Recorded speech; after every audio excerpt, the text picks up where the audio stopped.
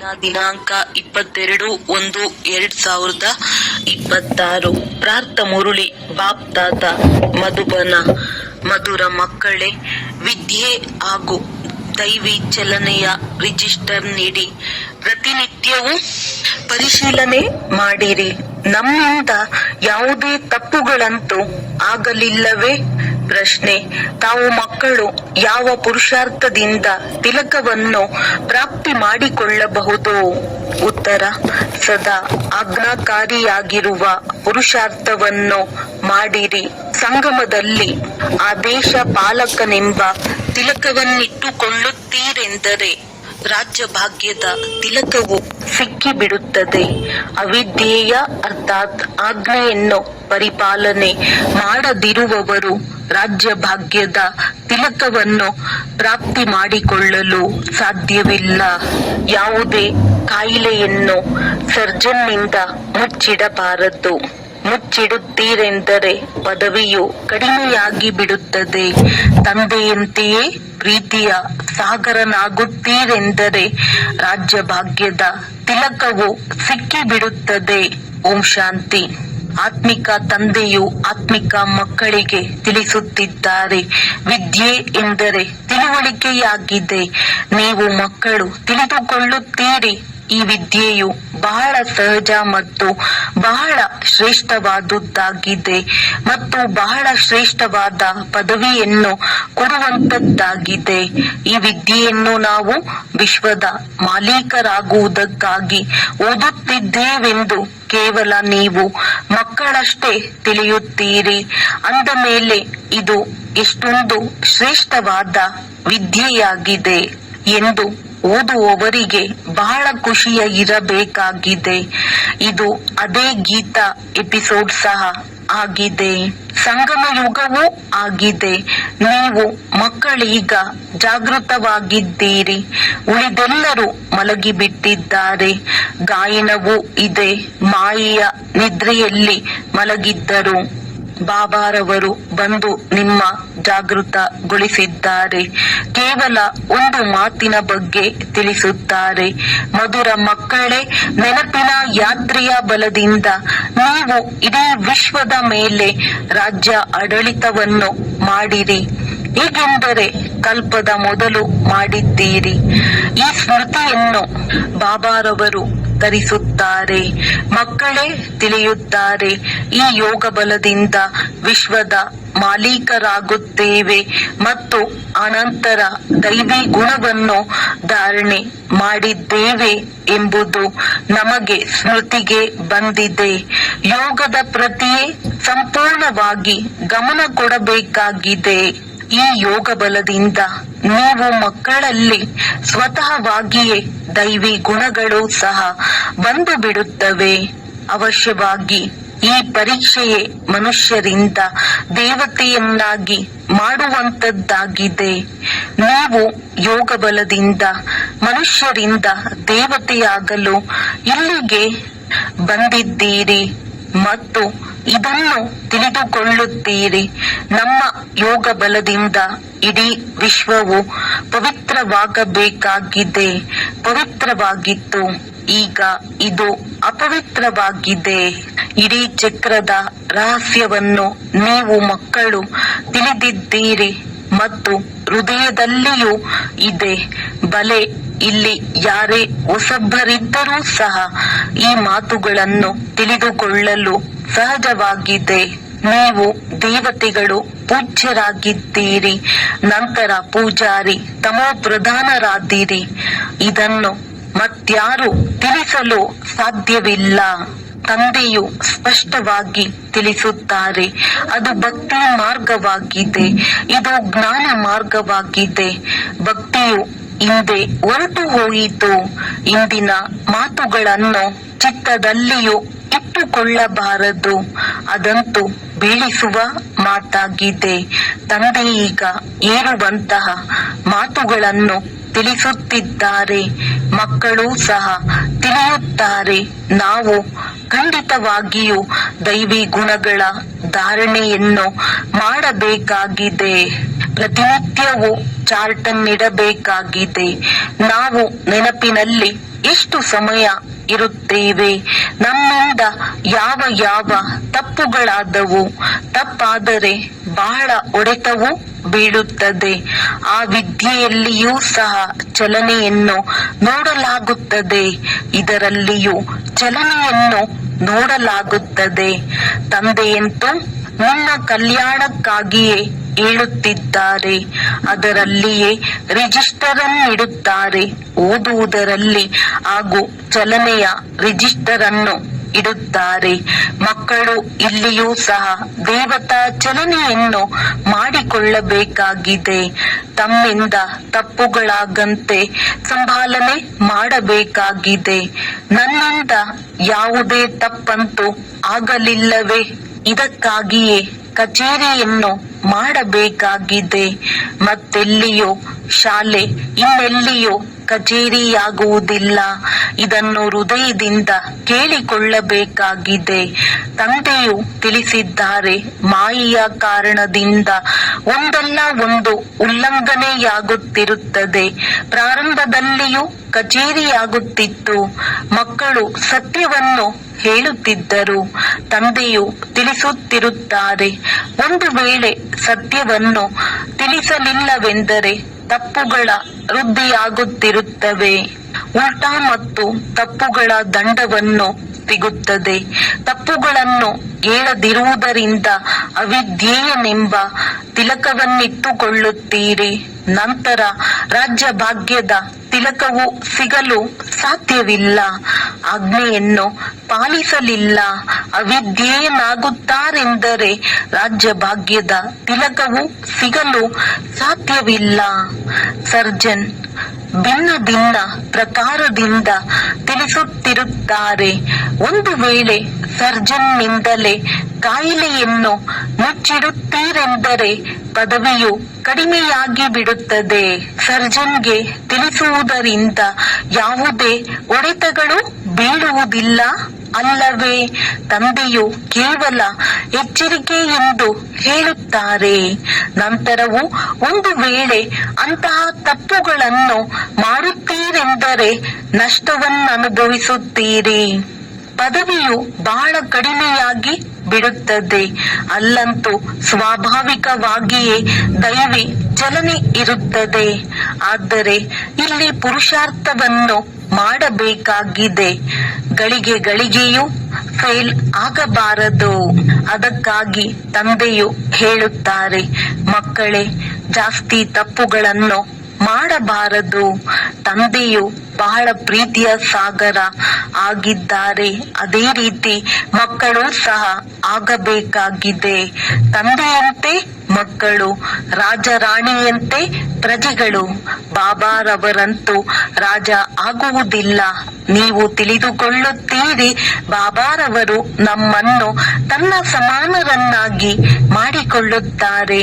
ತಂದೆಯ ಮಹಿಮೆಯನ್ನೇನು ಮಾಡುತ್ತಾರೆ? ಅದು ನಿಮ್ಮದು ಆಗಬೇಕಾಗಿದೆ. ಅದಕ್ಕಾಗಿ ತಂದೆಯ ಸಮಾನರಾಗಬೇಕು. ಮಾಯೆಯು ಬಹಳ ಶಕ್ತಿಶಾಲಿಯಾಗಿದೆ.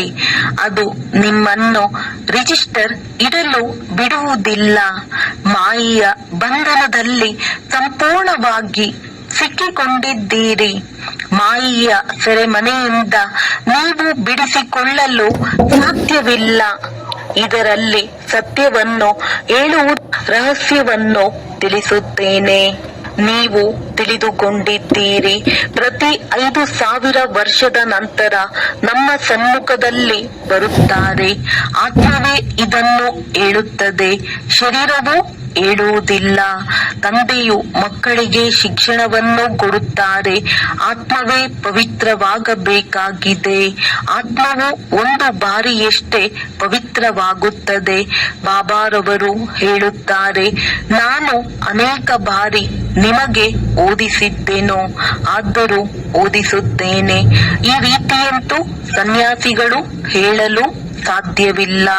ಬಾಬಾರವರೇ ಹೇಳುತ್ತಾರೆ, ಮಕ್ಕಳೇ, ನಾನು ಡ್ರಾಮಾದ ಯೋಜನೆಯ ಅನುಸಾರವಾಗಿ ಓದಿಸುವುದಕ್ಕಾಗಿ ಬಂದಿದ್ದೇನೆ. ಮತ್ತೆ 5,000 ವರ್ಷದ ನಂತರ ಇದೇ ರೀತಿ ಬಂದು ಓದಿಸುತ್ತೇನೆ. ಹೇಗೆ ಕಲ್ಪದ ಮೊದಲು ನಿಮಗೆ ಓದಿಸಿ ರಾಜಧಾನಿಯನ್ನು ಸ್ಥಾಪನೆ ಮಾಡಿದ್ದೇನೋ, ಅನೇಕ ಬಾರಿ ನಿಮಗೆ ಓದಿಸಿ ರಾಜ್ಯದ ಸ್ಥಾಪನೆ ಮಾಡಿದ್ದೇನೆ. ಇದೆಷ್ಟು ಅದ್ಭುತವಾದ ಮಾತುಗಳನ್ನು ಬಾಬಾರವರು ತಿಳಿಸುತ್ತಾರೆ. ಶ್ರೀಮತವು ಎಷ್ಟೊಂದು ಶ್ರೇಷ್ಠವಾಗಿದೆ. ಶ್ರೀಮತದಿಂದಲೇ ನಾವು ವಿಶ್ವದ ಮಾಲೀಕರಾಗುತ್ತೇವೆ. ಬಹಳ ಬಹಳ ಶ್ರೇಷ್ಠ ಪದವಿಯಾಗಿದೆ. ಯಾರಿಗೆ ದೊಡ್ಡ ಲಾಟರಿಯು ಸಿಗುತ್ತದೆ ಎಂದರೆ ತಲೆಕೆಟ್ಟು ಹೋಗುತ್ತದೆ. ಕೆಲವಂತೂ ನಡೆಯುತ್ತಾ ಭರವಸೆ ಇಲ್ಲದವರಾಗುತ್ತಾರೆ. ನಾವು ಓದುವುದಕ್ಕೆ ಸಾಧ್ಯವಿಲ್ಲ. ನಾವು ವಿಶ್ವದ ರಾಜ್ಯ ಭಾಗ್ಯವನ್ನು ಹೇಗೆ ತೆಗೆದುಕೊಳ್ಳಲು ಸಾಧ್ಯ? ಆದರೆ ನೀವು ಮಕ್ಕಳಿಗಂತೂ ಬಹಳ ಖುಷಿಯಾಗಬೇಕು.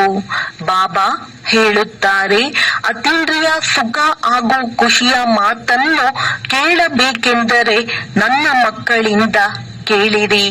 ನೀವು ಎಲ್ಲರಿಗೂ ಖುಷಿಯ ಮಾತುಗಳನ್ನು ಹೇಳುವುದಕ್ಕಾಗಿ ಹೋಗುತ್ತೀರಿ. ನೀವೇ ವಿಶ್ವದ ಮಾಲೀಕರಾಗಿದ್ದೀರಿ.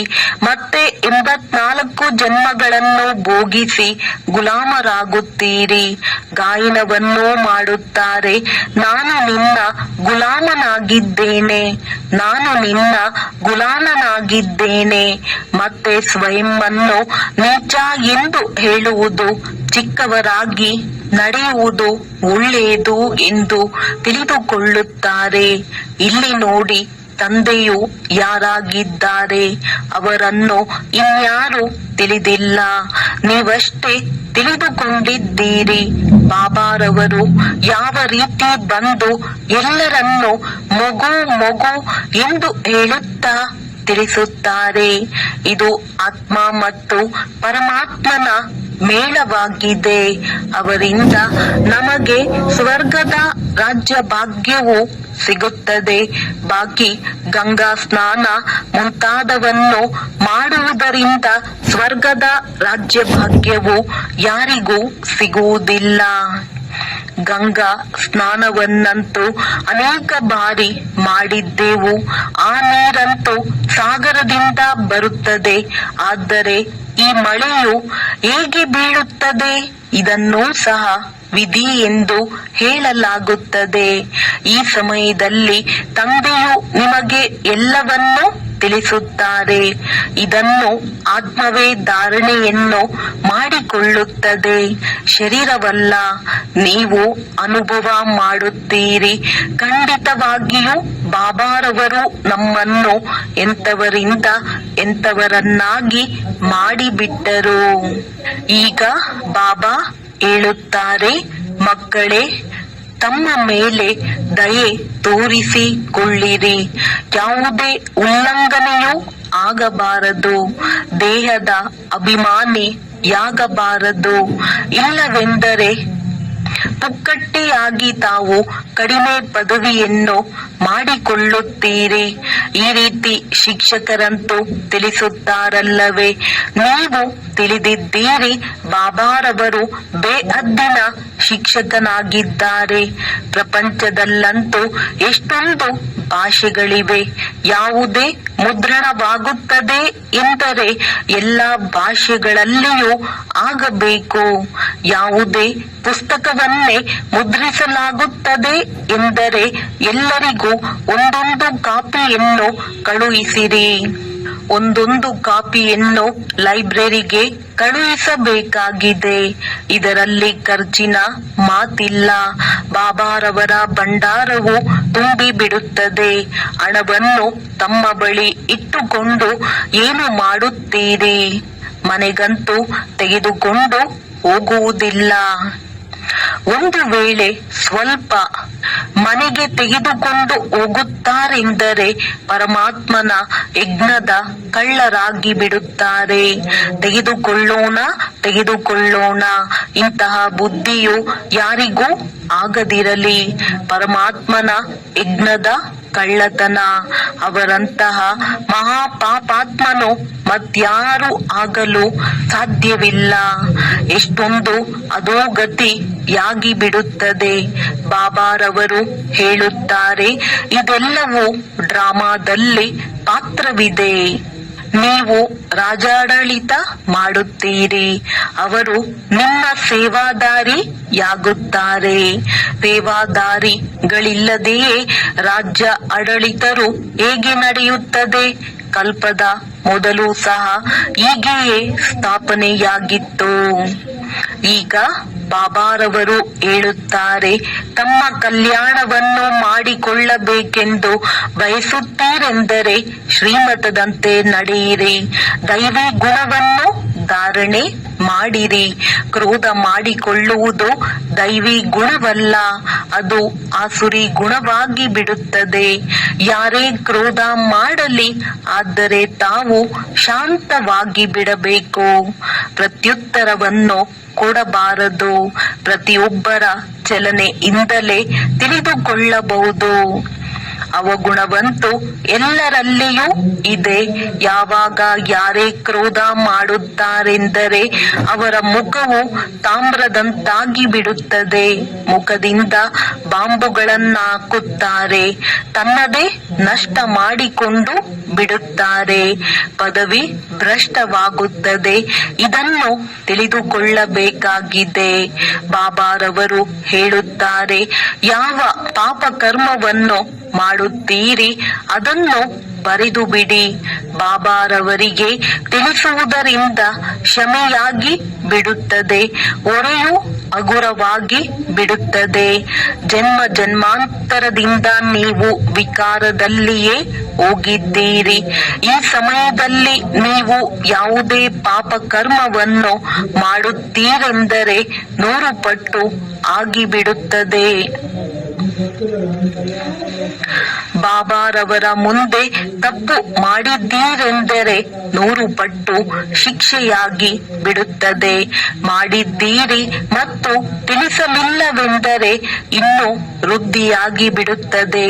ತಂದೆಯಂತೂ ತಿಳಿಸುತ್ತಾರೆ, ತಮ್ಮನ್ನು ನಷ್ಟದಲ್ಲಿ ತಲುಪಿಸಬೇಡಿ. ತಂದೆಯು ಮಕ್ಕಳ ಬುದ್ಧಿಯನ್ನು ಒಳ್ಳೆಯದನ್ನಾಗಿ ಮಾಡಲು ಬಂದಿದ್ದಾರೆ. ಇವರು ಎಂತಹ ಪದವಿಯನ್ನು ಪಡೆಯುತ್ತಾರೆನ್ನುವುದು ಗೊತ್ತಿದೆ. ಅದು ಸಹ 21 ಜನ್ಮದ ಮಾತಾಗಿದೆ. ಯಾರು ಸೇವಾದಾರಿ ಮಕ್ಕಳಿದ್ದಾರೆ ಅವರ ಸ್ವಭಾವವು ಮಧುರವಾಗಬೇಕು. ಕೆಲವರಂತೂ ತಕ್ಷಣವೇ ತಂದೆಗೆ ತಿಳಿಸುತ್ತಾರೆ, ಬಾಬಾ ಈ ತಪ್ಪಾಯಿತು. ಇದರಿಂದ ಬಾಬಾರವರು ಖುಷಿಯಾಗುತ್ತಾರೆ. ಭಗವಂತನು ಖುಷಿಯಾದರೆಂದರೆ ಇನ್ನೇನು ಬೇಕು. ಇವರಂತೂ ತಂದೆ, ಶಿಕ್ಷಕ, ಗುರು ಮೂವರು ಆಗಿದ್ದಾರೆ. ಇಲ್ಲವೆಂದರೆ ಮೂವರು ಬೇಸರವಾಗಿ ಬಿಡುತ್ತಾರೆ. ಒಳ್ಳೆಯದು. ಮಧುರಾತಿ ಮಧುರ ಅಗಲಿ ಹೋಗಿ ಮರಳಿ ಸಿಕ್ಕಿರುವ ಮಕ್ಕಳ ಪ್ರತಿ ಮಾತ್ಪಿತಾ ಬಾಪ್ ದಾದಾರವರ ನೆನಪು, ಪ್ರೀತಿ ಹಾಗೂ ನಮಸ್ತೆ. ಆತ್ಮಿಕ ತಂದೆಯ ಆತ್ಮಿಕ ಮಕ್ಕಳಿಗೆ ನಮಸ್ತೆ. ಧಾರಣೆಗಾಗಿ ಮುಖ್ಯ ಸಾರ. ಶ್ರೀಮತದಂತೆ ನಡೆದು ತಮ್ಮ ಬುದ್ಧಿಯನ್ನು ಒಳ್ಳೆಯದನ್ನಾಗಿ ಮಾಡಿಕೊಳ್ಳಬೇಕಾಗಿದೆ. ಯಾವುದೇ ಉಲ್ಲಂಘನೆಯನ್ನು ಮಾಡಬಾರದು. ಕ್ರೋಧದಲ್ಲಿ ಬಂದು ಮುಖದಿಂದ ಬಾಂಬನ್ನು ಹೊರ ತೆಗೆಯಬಾರದು. ಶಾಂತವಾಗಿರಬೇಕಾಗಿದೆ. ತಂದೆಯ ಮಹಿಮೆಯನ್ನು ಮನಸ್ಫೂರ್ತಿಯಾಗಿ ಮಾಡಬೇಕಾಗಿದೆ.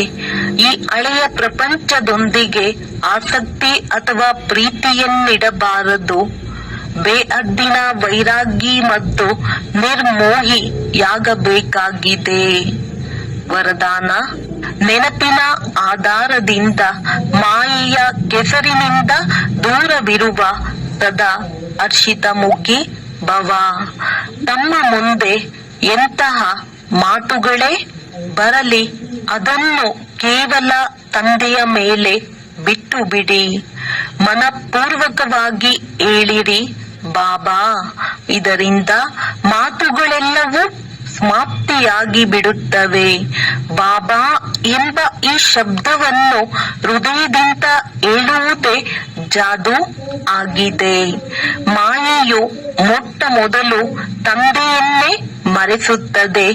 ಆದ್ದರಿಂದ ಕೇವಲ ಈ ಮಾತಿನಲ್ಲಿಯೇ ಗಮನ ಕೊಡುತ್ತೀರೆಂದರೆ ತಮ್ಮನ್ನು ಕಮಲ ಪುಷ್ಪ ಸಮಾನ ಅನುಭವ ಮಾಡುವಿರಿ. ನೆನಪಿನ ಆಧಾರದಿಂದ ಸದಾ ಮಾಯೆಯ ಸಮಸ್ಯೆಗಳ ಕೆಸರಿನಿಂದ ದೂರವಿರುತ್ತೀರಿ. ಯಾವಾಗ ಯಾವುದೇ ಮಾತಿನಲ್ಲಿ ಏರುಪೇರಿನಲ್ಲಿ ಬರುವುದಿಲ್ಲ.